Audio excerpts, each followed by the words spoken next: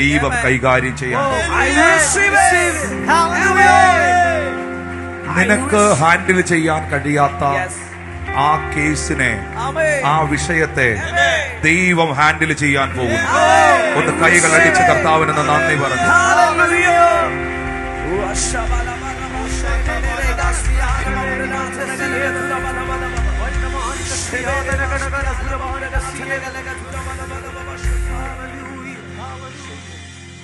Thank you lord Jesus.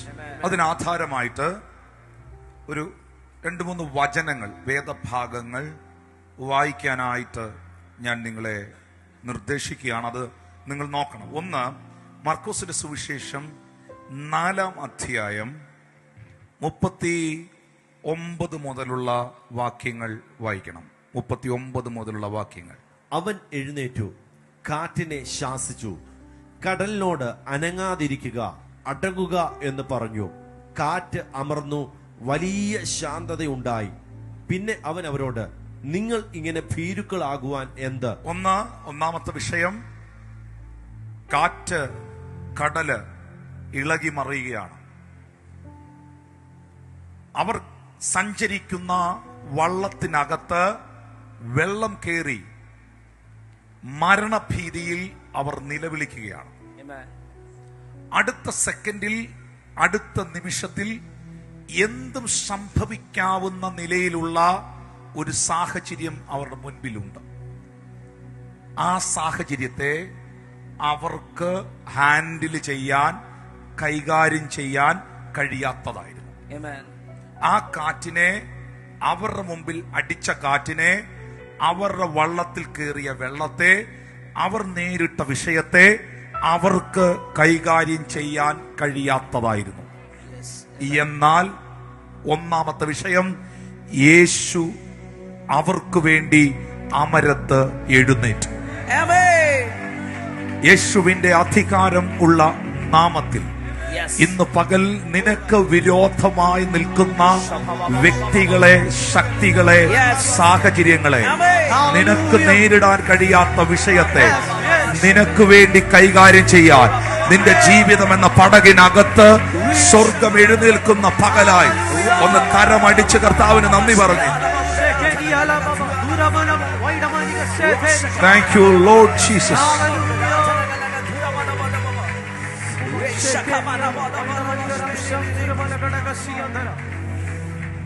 Hallelujah. ശബ്ദമുയർത്തി hallelujah. എനിക്കും നിങ്ങൾക്കും ഹാൻഡിൽ ചെയ്യുവാൻ കഴിയാത്ത, എനിക്കും നിങ്ങൾക്കും കൈകാര്യം ചെയ്യാൻ കഴിയാത്ത ഒരു സാഹചര്യം ഇന്ന് പകൽ നിങ്ങളുടെ മുമ്പിൽ ഉണ്ടെങ്കിൽ, അത് നിങ്ങളുടെ കുടുംബ ജീവിതമാകാം, നിങ്ങളുടെ സാമ്പത്തികമാകാം, നിങ്ങളുടെ ആരോഗ്യമാകാം, നിങ്ങളുടെ ബിസിനസ് ആകാം, നിങ്ങളുടെ ആത്മീക ശുശ്രൂഷയാകാം. നിങ്ങളുടെ ജീവിതത്തിൽ അടിക്കുന്ന കാറ്റേതെന്ന് ഇന്ന് പകൽ നിങ്ങൾക്കതറിയാം. എന്നാൽ ആത്മാവ് നിങ്ങളോട് പ്രവചിക്കുന്നു, ഈ ആരാധനയുടെ നടുവിൽ, ഈ ആർത്തു വിളിക്കുന്ന നിലവിളിയുടെ നടുവിൽ നിനക്ക് വേണ്ടി ആ തിരകളെ ശാന്തമാക്കുവാൻ, നിനക്ക് വേണ്ടി ആ കാറ്റിനെ ശാന്തമാക്കുവാൻ, നിനക്ക് വേണ്ടി ആ വിഷയത്തെ കൈകാര്യം ചെയ്യുവാൻ ഇന്ന് പകലിൽ നിന്റെ പടകിൽ യേശു എഴുന്നേൽക്കുകയാണ്.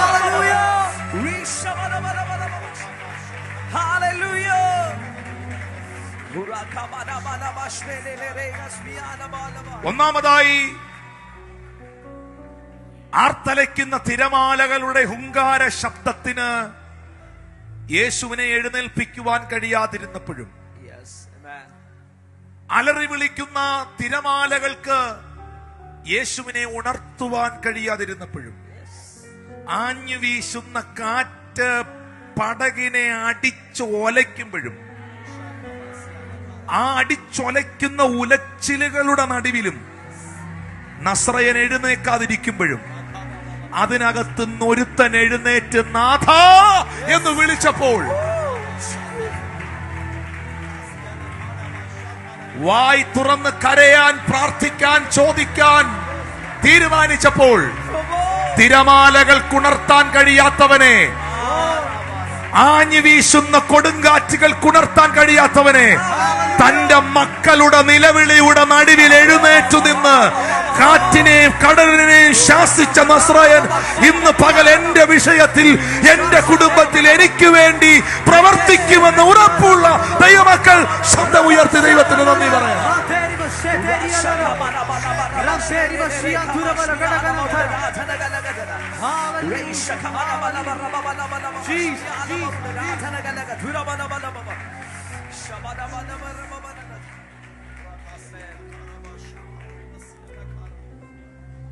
അതിനുശേഷം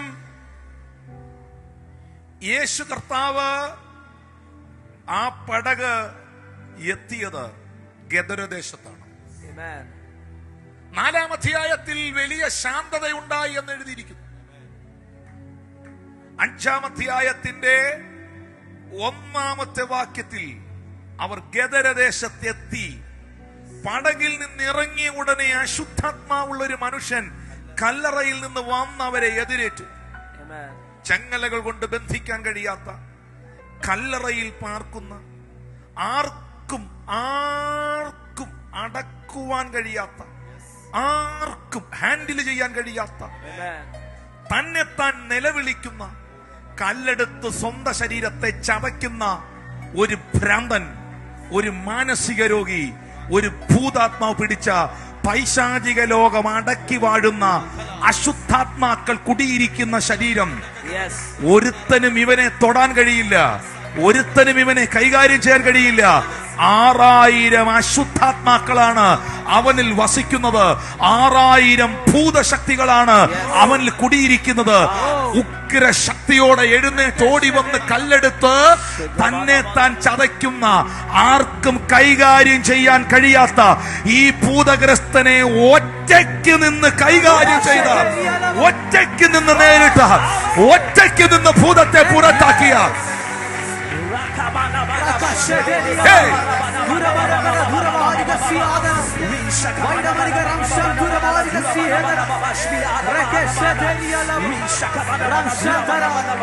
ഇന്ന് പകൽ ഇതിനകത്ത് വ്യാപരിക്കുന്ന സകല അശുദ്ധാത്മ ശക്തികളും, വ്യക്തികളിൽ കുടിയിരിക്കുന്ന ദുർഭൂത ശക്തികളും, ഓൺലൈനിൽ എന്നെ കണ്ടോണ്ടിരിക്കുമ്പോൾ നിന്നെ അടക്കി വാഴുന്ന ഇരുളിന്റെ ആത്മാവ് യേശുവിന്റെ നാമത്തിൽ മാറിപ്പോകണം.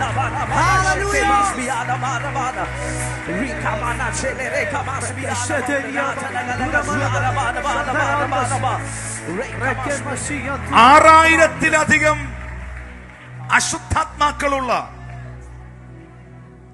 ആർക്കും അടക്കുവാൻ കഴിയാത്ത ദുർഭൂത ശക്തികളുടെ ഒരു കൂടാരമായി നിലകൊള്ളുന്ന, സഞ്ചരിക്കുന്ന ഭൂതഗ്രസ്തൻ, കല്ലറയിൽ പാർക്കുന്നവൻ, വസ്ത്രം ധരിച്ചിട്ടില്ലാത്തവൻ, കല്ലുകൊണ്ട് തന്നെത്താൻ ചതയ്ക്കുന്നവൻ, ചങ്ങല കൊണ്ട് കെട്ടിയാൽ നൂലുപോലെ ചങ്ങല പൊട്ടിച്ചു കളയുന്നവൻ, സെല്ലിനകത്തടച്ചാൽ സെല്ലിന്റെ ഇരുമ്പ് കമ്പികൾ വലിച്ചൊടിച്ചു കളഞ്ഞ് ചാടി പുറത്തിറങ്ങുന്നവനെ ഒറ്റയ്ക്ക് നേരിടാൻ കഴിയുന്ന ഒരുവനുണ്ടെങ്കിൽ അതിന്ന് ഞാൻ പ്രസംഗിക്കുന്ന എന്റെ യേശുവാണ്.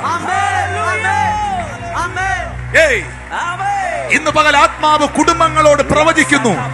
നിനക്ക് പറയാൻ പല വിഷയങ്ങളുണ്ട്, നിനക്ക് പറയാൻ പല പ്രശ്നങ്ങളുണ്ട്, നിനക്ക് എണ്ണി തീർക്കാൻ കഴിയാത്ത പ്രതികൂലങ്ങളുണ്ട്. പക്ഷേ നിന്റെ ദൈവം അതിനെ ഒറ്റയ്ക്ക് നേരിടും എന്ന് വിശ്വസിക്കുന്ന ദൈവമക്കൾ ഇതിനകത്തുണ്ടെങ്കിൽ ശബ്ദം ഉയർത്തി ദൈവത്തിന് നന്ദി പറയാം.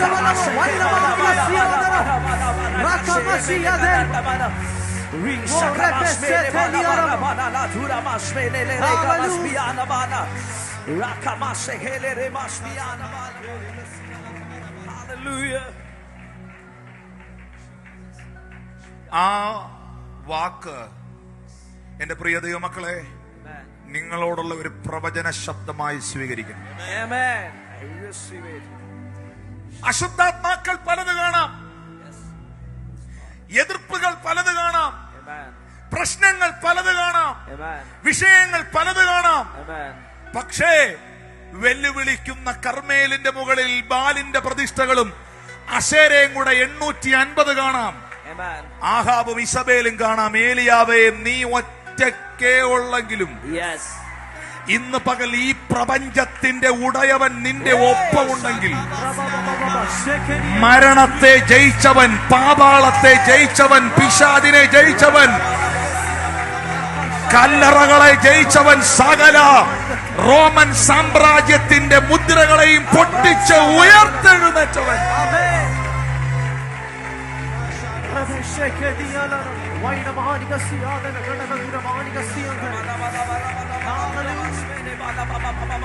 and some people say,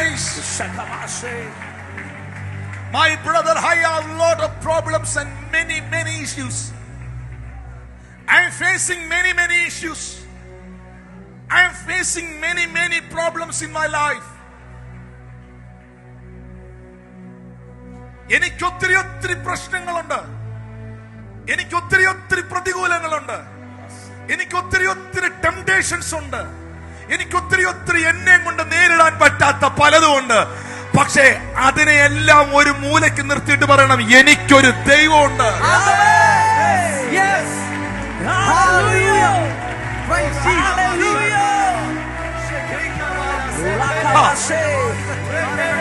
എനിക്ക്, ഞാൻ സേവിക്കുന്ന ഒരു ദൈവം എനിക്കുണ്ട്.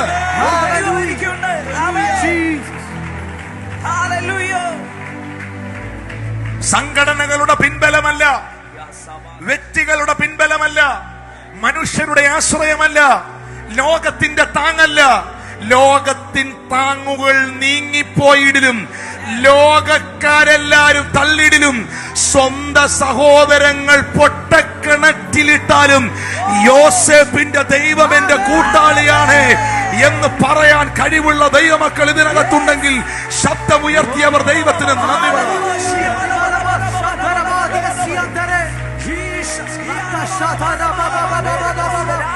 എന്റെ ചോദ്യം, ആർത്തലയ്ക്കുന്ന ഈ തിരമാലകളെ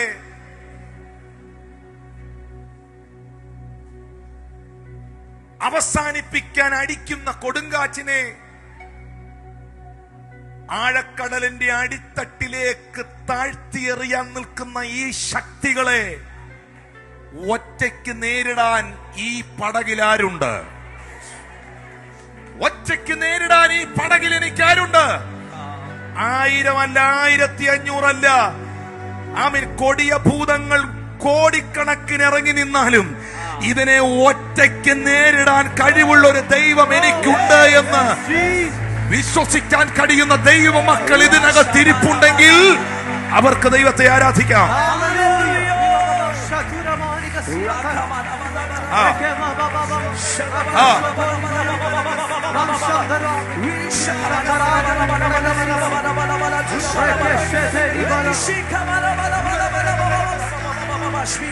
ചോദ്യം ഇതാണ്,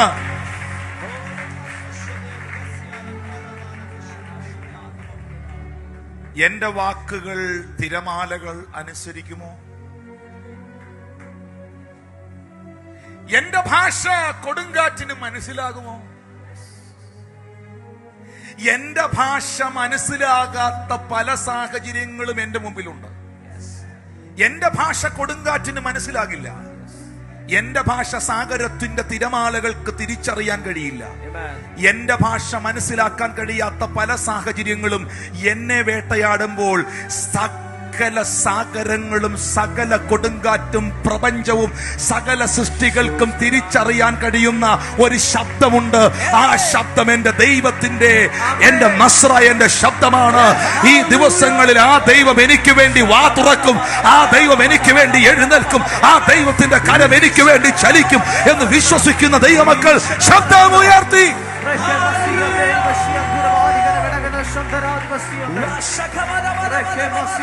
കാറ്റടങ്ങി, കാറ്റടങ്ങി, കടൽ ശാന്തമായി. അടുത്തിരിക്കുന്ന ആളോട് പറയാമോ, എനിക്ക് വേണ്ടി എഴുന്നേൽക്കുന്ന ഒരു ദൈവം എനിക്കുണ്ട്. എനിക്ക് വേണ്ടി എഴുന്നേൽക്കുന്ന ഒരു ദൈവം എനിക്കുണ്ട്. എഴുന്നേൽക്കുന്ന ഒരു ദൈവം എനിക്കുണ്ട്. എനിക്ക് വേണ്ടി എഴുന്നേൽക്കുന്ന ഒരു ദൈവം. ശരിയല്ലേ? യെസ്, ആമേൻ.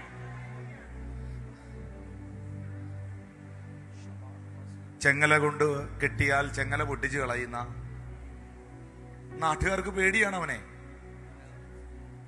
അവന്റെ കയ്യിൽ കല്ലുണ്ട്. അവൻ കല്ലെടുത്ത് അവനെ തന്നെ അടിച്ച് ചതയ്ക്ക. അവന്റെ ശരീരം മൊത്തം മുറിവുകളാ. അവൻ അടുത്ത് വരുന്ന ഒരുത്തനോട് അവൻ എങ്ങനെ പ്രതികരിക്കുമെന്ന് ഒരുത്തനും പ്രെഡിക്റ്റ് ചെയ്യാൻ കഴിയില്ല. അങ്ങനെയുള്ള ഒരുത്തന്റെ മുമ്പിൽ ചെന്ന് യേശു നിൽക്കുമ്പോ അവൻ കർത്താവിന്റെ മുമ്പിൽ മുട്ടുകുത്തണമെങ്കിൽ നിങ്ങളേതോ പോരാട്ടമാണ്, ബന്ധനമാണ്, ആഭിചാരാണ്, ഏതാണ്ടൊക്കെ പറയുക, സകലതും അവന്റെ കാൽക്കീഴിലാണ്.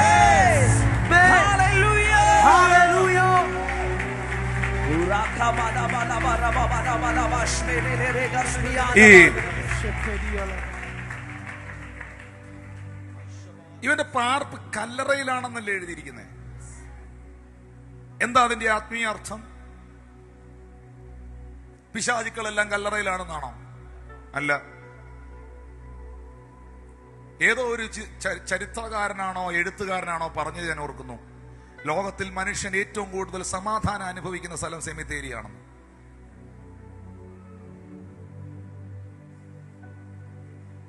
ഹല്ലേലൂയ.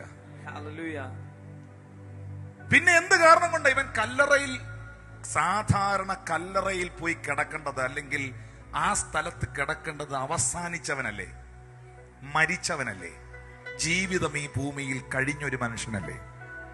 ഇവന് ജീവനുണ്ടല്ലോ. ഇവൻ വന്ന് മുട്ടുകുത്തണമെങ്കിൽ ഇവന് മുട്ടിനൊന്നും പ്രശ്നമില്ലാത്ത ആളാ. ഒരുമാതിരിപ്പെട്ടവർക്ക് മുട്ടുകുത്താൻ പറ്റുന്നുണ്ടോ? ചോദിച്ചാൽ മതി പുറകെ ഇരിക്കുന്നവരോട്. ആരോഗ്യമുള്ളവനാ. പക്ഷേ നിങ്ങൾ മനസ്സിലാക്കേണ്ട ഒരു കാര്യമുണ്ട്. ഈ ചെറുപ്പക്കാരൻ ജീവിച്ചിരിക്കുമ്പോൾ തന്നെ അവസാനിച്ചവന്റെ കാറ്റഗറിയിലാണ്. ഒന്നുകൂടെ പറയാം, മനസ്സിലായില്ല. ഇവൻ റണ്ണിങ്ങിൽ നിൽക്കേണ്ടവനാണ്. ഇങ്ങനെയൊക്കെ പറഞ്ഞാൽ എന്റെ ആളുകൾക്ക് മനസ്സിലായി. ഇവൻ റണ്ണിങ്ങിൽ ഓടി നിൽക്കേണ്ടവനാണ്. ഇവൻ സ്റ്റാർട്ടിങ്ങിൽ നിൽക്കേണ്ടവനാണ്, അല്ലെങ്കിൽ റണ്ണിങ്ങിൽ, ഇങ്ങനെ അവന്റെ ലൈഫ് ഇങ്ങനെ റൺ ചെയ്തു പോകേണ്ടതാണ്, അല്ലേ? പൗലോസ് തന്നെ പറഞ്ഞില്ലേ, ജീവിതം ഒരു ഓട്ടമാണെന്ന്. ജീവിതം ഓട്ടക്കളത്തിൽ ഓടുന്ന അനേകരെങ്കിലും വിരുദ് പ്രാപിക്കുന്നവൻ. ലൈഫ്, ജീവിതം ഒരു ഓട്ട.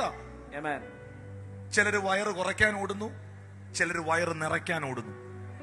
വയറ് നിറയ്ക്കാൻ ഓടുന്നവരും നിറച്ച വയറ് കുറയ്ക്കാൻ ഓടുന്നവരും. എന്തെല്ലാം ഓട്ടങ്ങളാ, പലതരത്തിലുള്ള ഓട്ടങ്ങളില്ലേ, അല്ലേ? വയറ് നിറയ്ക്കാൻ വേണ്ടിയല്ലേ ഈ രാവിലെ എഴുന്നേറ്റ് ഓടുന്നേ. പിന്നെ വേറൊരു ഓട്ടമുണ്ട്, ഈ നിറച്ച വയറ് കുറയ്ക്കാനൊരു ഓട്ടം. പക്ഷെ ദൈവമക്കളുടെ ഓട്ടം, അതിനൊരു ലക്ഷ്യമുണ്ട്. ആ ഓട്ടത്തിൽ ഒരു വിരുദുണ്ട്, ഒരു ഫിനിഷിംഗ് പോയിന്റ് ഉണ്ട്. അത് നിത്യത എന്ന് പറയും, എറ്റേണിറ്റി. ഇവൻ റണ്ണിങ്ങിൽ നിൽക്കേണ്ടവനാ. റണ്ണിങ്ങിൽ നിൽക്കേണ്ടവനെ, മുന്നിൽ നിൽക്കേണ്ടവനെ പിശാച് കൊണ്ടുവന്ന് ഫിനിഷിങ്ങിൽ ഇരുത്തിയിരിക്കുക. Finish, you are finished. കാരണം കല്ലറയിൽ കിടക്കുന്നവന്റെ അവിടെ എഴുതിയിട്ടുണ്ട്, ഇന്നയാൾ ഇന്നെടുത്ത് വിശ്രമിക്കുന്നു, ഫിനിഷ്ഡ്. പക്ഷേ എത്ര ഫിനിഷിംഗ് പോയിന്റിൽ നിൽക്കുന്നവനെയും യേശു കണ്ടാൽ, യേശു തൊട്ടാൽ അവനെ സ്റ്റാർട്ടിങ്ങിൽ കൊണ്ടുവരും. ഒന്നുകൂടെ പറയാം, എത്ര ഫിനിഷിംഗ് പോയിന്റിൽ നിൽക്കുന്നവനെയും യേശു കണ്ടാൽ, യേശു തൊട്ടാൽ അവനെ സ്റ്റാർട്ടിങ്ങിൽ കൊണ്ടുവരും. നീ തീർന്നു, നീ അവസാനിച്ചു എന്ന് പറയുന്നിടത്ത് ചില പുതിയ കാര്യങ്ങളെ ഇന്ന് പകൽ തുടങ്ങുന്ന ഒരു ദൈവം നിനക്കുണ്ട്. ഇതാ ഞാൻ പുതിയതൊന്ന് ചെയ്യുന്നു, മുൻപുള്ളവയെ നീ ഓർക്കണ്ട, പണ്ടുള്ളവയെ കുറിച്ച് നിരൂപിക്കണ്ട.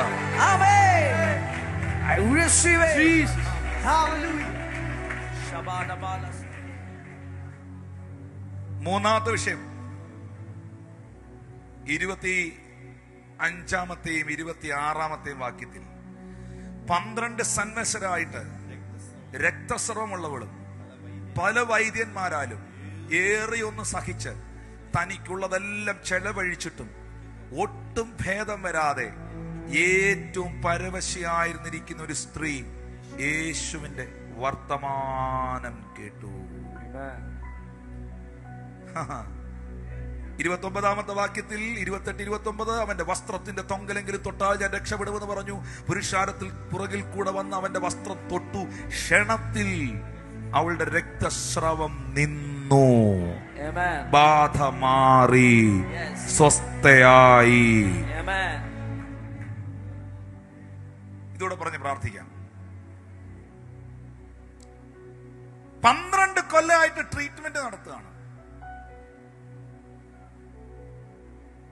ഒരുപാട് വൈദ്യന്മാരെ കണ്ടു, പലതും സഹിച്ചു, തനിക്കുള്ളതൊക്കെ ചെലവഴിച്ചു. ഒട്ടും ഭേദം വന്നില്ല, രോഗം കൂടിയതല്ലാതെ. ഇത്രയും ഡോക്ടർമാര് ചികിത്സിച്ച, ഇത്രയും നമ്മുടെ ഭാഷ, ഇന്നത്തെ ഭാഷ പറഞ്ഞാൽ ഇത് മനസ്സിലാവുള്ളൂ, ഇത്രയും സ്കാനിങ് എടുത്ത, ഉള്ള MRI മെഷീനകത്തും CT സ്കാനിനകത്തും സകലത്തിനകത്തും കയറ്റി ഇറക്കിയ, കിട്ടാവുന്ന സകല മെഡിസിനുകളും മാറിയും തിരിഞ്ഞും 12 കൊല്ലമായി പരീക്ഷിച്ച, ചെയ്യാവുന്നത് മുഴുവൻ ചെയ്ത, സഹിച്ച, പണം മുഴുവൻ വീടും പറമ്പും എഴുതി വിറ്റ് ചികിത്സിച്ച, എന്നിട്ട് അല്പം പോലും സൗഖ്യം വരാത്ത ഈ സ്ത്രീയെ ഇനി ആർക്ക് രക്ഷിക്കാൻ കഴിയും?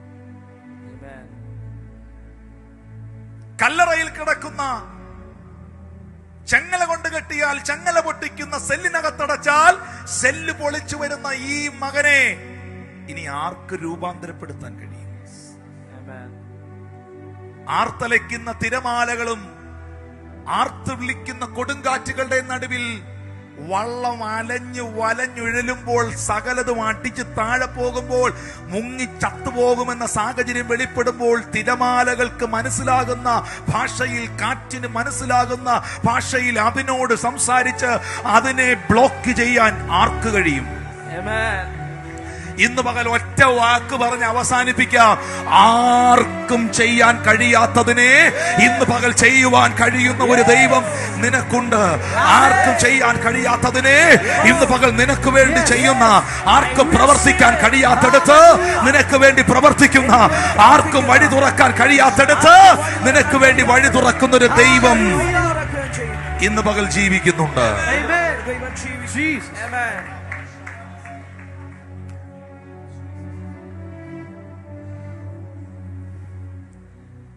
ഭൂതഗ്രസ്തൻ സുവിശേഷകനായി. രക്തസ്രവക്കാരി സ്ത്രീ സാക്ഷിയായി. ഇതിന്റെ ക്ലൈമാക്സ് എവിടെയാണ്? ഇവിടെ കൊണ്ട് തീരുന്നില്ല.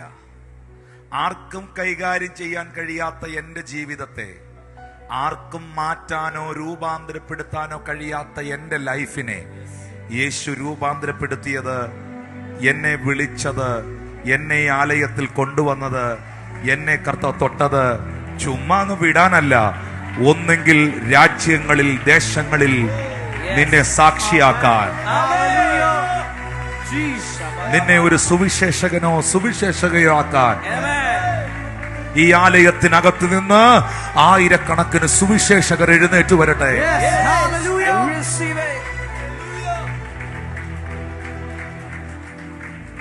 ഇന്ന് ഈ ആരാധന മധ്യയിൽ തിരമാലകൾ പോലെ എനിക്ക് കൈകാര്യം ചെയ്യാൻ കഴിയാത്ത ഒരു വിഷയം എന്റെ മുൻപിലുണ്ട്. ഇന്ന് ഈ ആലയത്തിന്റെ നടുവിൽ ദെക്കേപ്പൊലിയിലെ ഭൂതഗ്രസ്തനെ പോലെ ആർക്കും കൈകാര്യം ചെയ്യാൻ കഴിയാത്ത ഒരു പ്രശ്നം എനിക്കുണ്ട്. ഇന്ന് ഈ ആരാധന മധ്യയിൽ വർഷങ്ങളായി ഞാൻ അനുഭവിക്കുന്ന ആ രക്തസ്രവക്കാരിയെ പോലൊരു രോഗം എനിക്കുണ്ട്. ഇന്ന് ഈ ആരാധന മധ്യയിൽ കർത്താവെ, ആർക്കും കൈകാര്യം ചെയ്യാൻ കഴിയാത്ത ആ വിഷയത്തെ നീ എനിക്ക് വേണ്ടി ഒന്ന് കൈകാര്യം ചെയ്യണമേ. എനിക്ക് ഇതിന്റെ ഏറ്റവും അവസാനത്തെ ഒരു ഭാഗവും കൂടെ ഉണ്ട്. അവിടെ 34-ാം വാക്യത്തിനകത്ത് പള്ളിപ്രമാണിയുടെ വീട്ടിൽ നിന്ന് ഒരാൾ വന്നു. നിന്റെ മകൻ മരിച്ചുപോയി എന്ന് അവനോട് പറഞ്ഞു. ഗുരുവിനെ അസഹ്യമാക്കുന്നത് എന്തിനെന്ന് പറഞ്ഞു. യേശു ആ വാക്ക് കാര്യാക്കാതെ, നിങ്ങളുടെ ഒരു സന്തോഷത്തിന് വേണ്ടി ഞാൻ ബൈബിൾ ഒന്ന് അടച്ചു വയ്ക്കാം. ഹല്ലേലൂയ. അടിവരയിടുന്ന ആ വാക്കിനകത്ത് യേശു ആ വാക്ക് കാര്യാക്കാതെ. എന്നെ ശ്രദ്ധിക്കുന്നുണ്ടോ? ഒന്നാമത്തെ വിഷയം തിരമാല, കൊടുങ്കാറ്റ്. നമ്മൾ പറഞ്ഞാൽ കേൾക്കുവോ? രണ്ടാമത്തെ വിഷയം ഭൂതഗ്രസ്തൻ എന്ന് പറഞ്ഞു പോവല്ല, 6000 ഭൂതം ഇരിക്കുന്ന സുപ്രസിദ്ധ ക്രിമിനലാ പുള്ളി. വീരപ്പനേക്കാളൊക്കെ നമുക്ക് അവരോടൊന്നും നമുക്ക് കണക്ട് ചെയ്യാൻ പറ്റുകയില്ല. അത് കാരണം ചെങ്ങല കൊണ്ട് പുള്ളിയെ കെട്ടിയാൽ പൊട്ടിച്ചു കളയും. സെല്ലിനകത്ത് അടച്ചാൽ സെല്ല് പൊളിച്ച് പുള്ളി പുറത്തു വരും. മാജിക്ക് പോലെ ടണ്ടണേ പുള്ളി പുറത്തു വരും. ഒന്ന് ഓർത്ത് നോക്കിയേ, കല്ലെടുത്ത് തന്നെ താൻ ചതയ്ക്കും. മുടിയൊക്കെ വളർത്തി ഒരു എന്നാ പറയുന്ന ഒരു അടിവസ്ത്രം പോലും ഇടാതെ നിൽക്കുന്ന ഒരുത്തൻ. ഇവന്റെ അടുത്ത് ആര് പോവും? പറ, ഇവന്റെ അടുത്ത് ആര് എന്ന് വേണ്ടും? ഇവനെ ആര് നേരിടും? നാട്ടുകാരും ലോകക്കാരും മുഴുവൻ പറഞ്ഞു ഇവനൊരു ഭൂതഗ്രസ്തനായി ഇപ്പൊ കിടക്കുന്ന കല്ലറയില്ലേ, അതിന്റെ കോണിൽ അവൻ ചത്ത് നാറും, അവിടെ കിടന്ന് പുഴുവരിക്കും, അവിടെ തീരും അവൻ എന്ന് കരുതിയവൻ ദെക്കേപ്പൊലിയുടെ സുവിശേഷകനായി.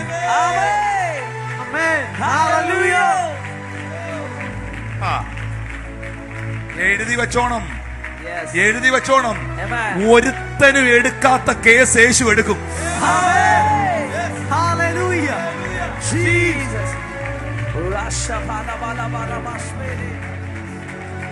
കൊണ്ടുവാ നിന്റെ വിഷയം കർത്താവിന്റെ അടുത്ത് കൊണ്ടുവാ. നിന്റെ വിഷയം യേശുവിന്റെ അടുത്ത് കൊണ്ടുവാ. ഇന്ന് പകൽ നിനക്ക് നേരിടാൻ കഴിയാത്ത വിഷയം യേശു കർത്താവ് അത് തീർക്കും.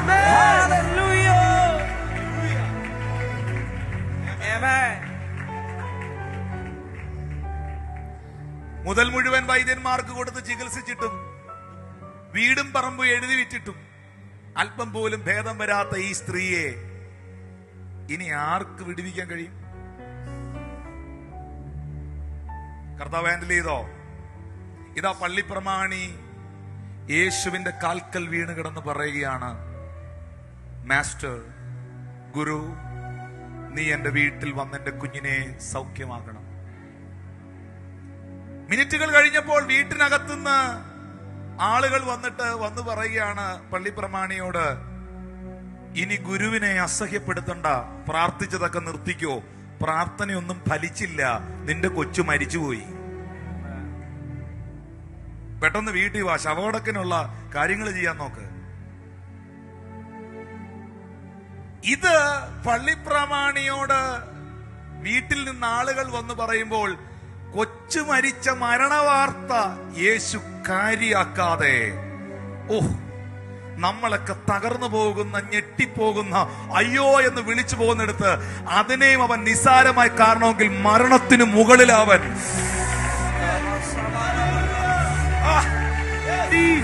മരണത്തിനും മുകളിലാണവൻ, മരണത്തിനും മുകളിലാണവൻ.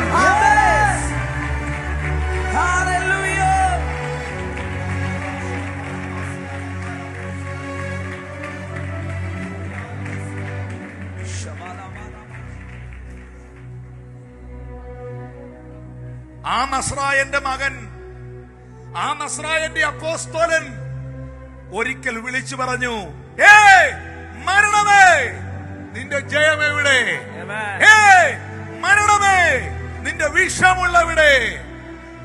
എല്ലാ മനുഷ്യനും പേടിക്കുന്ന മരണത്തെ പോലും കാര്യമാക്കാത്തൊരു കൂട്ടം ഉണ്ടെങ്കിൽ,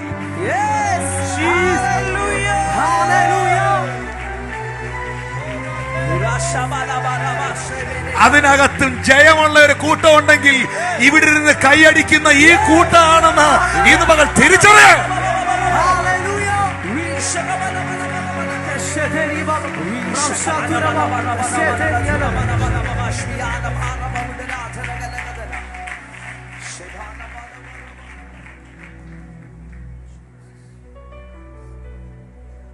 ലോകം മുഴുവൻ ഏറ്റവും കൂടുതൽ കാര്യമാക്കുന്ന, വളരെ സീരിയസ് ആയി കേൾക്കുന്ന, കാണുന്ന, ചങ്കത്ത് കൈവെക്കുന്ന, ഞെട്ടുന്ന, അത്ഭുതപ്പെടുന്ന, അയ്യോ എന്ന് വിളിക്കുന്ന വിഷയത്തെയും യേശു കാര്യാക്കിയില്ലെങ്കിൽ അവന്റെ അധികാരം എന്നാന്നുള്ളത് ഇന്ന് പകൽ ഇവിടെ ഇരിക്കുന്നവർ തിരിച്ചറിയണം.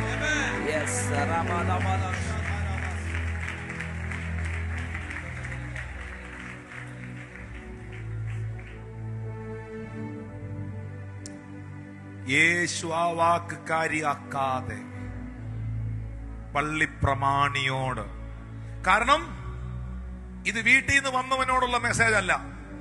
വീട്ടിൽ നിന്ന് വന്നവൻ ഒരു ഇൻഫർമേഷൻ ആണ് കൊടുത്തത്, നിന്റെ കൊച്ചു തീർന്നു പോയെന്ന്.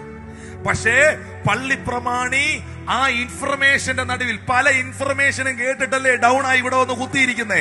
ഇന്ന് പകൽ നിനക്കൊരു റെവലേഷൻ തരാം, ഭയപ്പെടണ്ട. നിനക്കൊരു റെവലേഷൻ ദൈവം തരുന്നു. നീ വിശ്വസിക്കാമെങ്കിൽ, ഇന്ന് പകൽ നീ വിശ്വസിക്കാമെങ്കിൽ നീ ദൈവത്തിന്റെ മഹത്വം കാണും.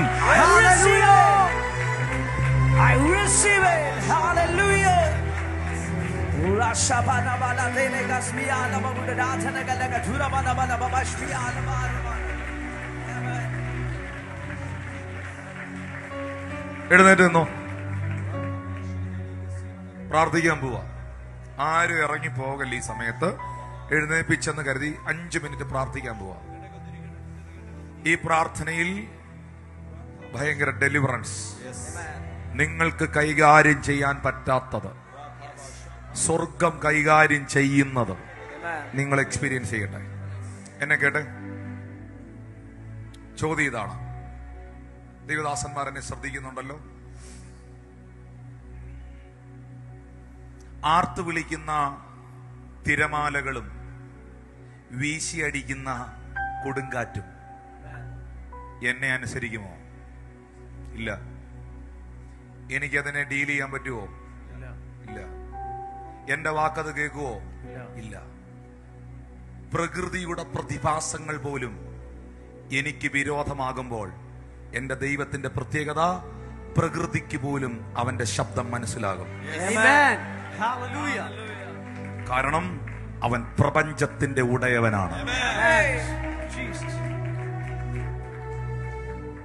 ചെങ്ങല കൊണ്ട് കെട്ടിയാൽ ചെങ്ങല പൊട്ടിക്കുന്ന, സെല്ലിനകത്തടച്ചാൽ സെല്ല് പൊളിക്കുന്ന, ആർക്കും അവനെ അടക്കുവാൻ കൈകാര്യം ചെയ്യുവാൻ കഴിയുകയില്ല എന്ന് പറഞ്ഞ, കല്ലറയിൽ കിടന്നുറങ്ങുന്ന, വസ്ത്രം ധരിക്കാത്ത, കല്ലുകൊണ്ട് ശരീരം ചതയ്ക്കുന്ന ഈ ചെറുപ്പക്കാരനെ ഇനി ആർക്കും രൂപാന്തരപ്പെടുത്താൻ കഴിയും? 12 കൊല്ലം മുതൽ മുഴുവൻ എഴുതി വിറ്റ് ചികിത്സിച്ചിട്ടും ഒട്ടും ഭേദം വരാത്ത ഈ സഹോദരിയെ ഇനി ആർക്ക് സൗഖ്യമാക്കാൻ കഴിയും? മരിച്ചു പെട്ടിക്കകത്ത് വെച്ച കുട്ടിയെ, മരിച്ചു പെട്ടിക്കകത്ത് അടക്കാൻ വെച്ചിരിക്കുന്ന കൊച്ചിനെ വീട്ടിൽ ചെന്ന് കൈപിടിച്ച് പെട്ടിക്കകത്ത് എഴുന്നേൽപ്പിക്കാൻ ആർക്ക് കഴിയും? ആർക്ക് കഴിയും? ഞാൻ പ്രസംഗിക്കുന്നത് ഒരു കഥാപുസ്തകം അല്ല. ഞാൻ ഈ പ്രാവശ്യവും ഇസ്രായേൽ രാജ്യം സന്ദർശിച്ചപ്പോ തിരിച്ചു പോകുന്ന വഴിക്ക് ഞങ്ങളെ ഒരു ടാക്സിക്കാരനാ കൊണ്ടുപോന്നേ. തിരിച്ചു പോകുകയാണ്. ആ തിരിച്ചു പോകുന്ന വഴിക്ക് ഈ സ്ഥലം ഞങ്ങൾ കണ്ടു. ഈ സംഭവം നടന്ന സ്ഥലം, ഈ പള്ളിപ്രമാണിയുടെ വീട്. ഞാനും ജിജി പാസ്റ്ററും ലിബിനും കൂടെ അവിടെ ഇറങ്ങി. ആ ഡ്രൈവറോട് പറഞ്ഞു, ഇവിടെ ഒന്ന് കയറി വെച്ചു. കാരണം ഇപ്പോഴും ആ വീട് ചരിത്രമായി, ഒരു ഹിസ്റ്റോറിക്കൽ പ്ലേസ് ആയി, ഒരു ആർക്കിയോളജിക്കൽ സൈറ്റായി അവിടെ ഉണ്ട്. ഗദരദേശം എന്ന് പറയുന്ന ദേശം ഇപ്പോഴും ഇസ്രായേലിലുണ്ട്. ഈ വായിച്ചതും പറഞ്ഞതും പൊണ്ട് ഒരു അമ്മൂമ്മ ഉണ്ടായിരുന്നെന്ന് പറയുന്ന പോലെ അല്ലിത്.